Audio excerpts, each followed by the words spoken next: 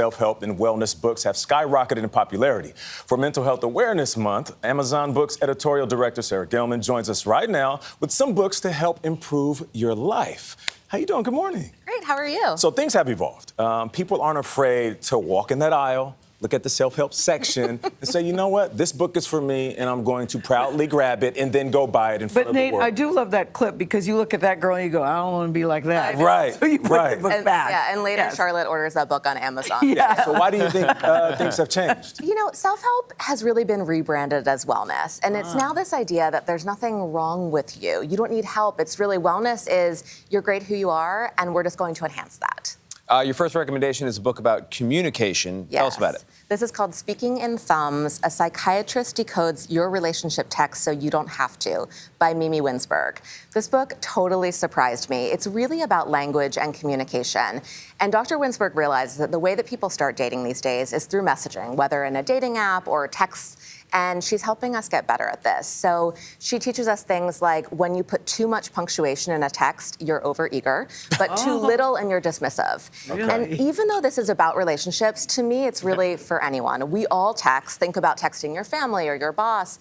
We all have a lot to learn. And this book is so fun and helpful. I think that's interesting. If you put too much punctuation, you're overeager. Yes, think about, 'Cause like, I always do a lot Can't of wait to meet you, exclamation point Yes, 4. yes. It's like, reel it back, reel it Really? back. Oh, man. Okay. So 5 is too many? 5 is too many. I think so. Another book you recommend is about how people think about sorrow and longing. Yes. What's that one? Bittersweet by Susan Cain. She wrote a book about introverts called Quiet.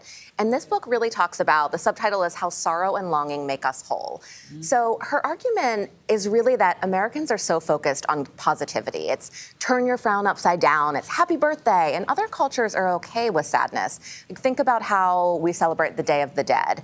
And think about how when you're sad, a sad song feels so good, or you're heartbroken, you want to curl up and watch The Notebook on the couch. There's a reason why those things feel good in the moment, and her argument is really that without the darkness, we can't appreciate the light. But we're not comfortable with sadness. But we should We want to be. rush through it. We should We want to be. make it go away Exactly. as quickly as possible. I love the kind of mashed up books. So for people who like Brene Brown and Peloton workouts, Yep. you recommend. I didn't see the connection there. Speak by Tunde Oyeniyan. So Tunde is a Nigerian-American Peloton instructor.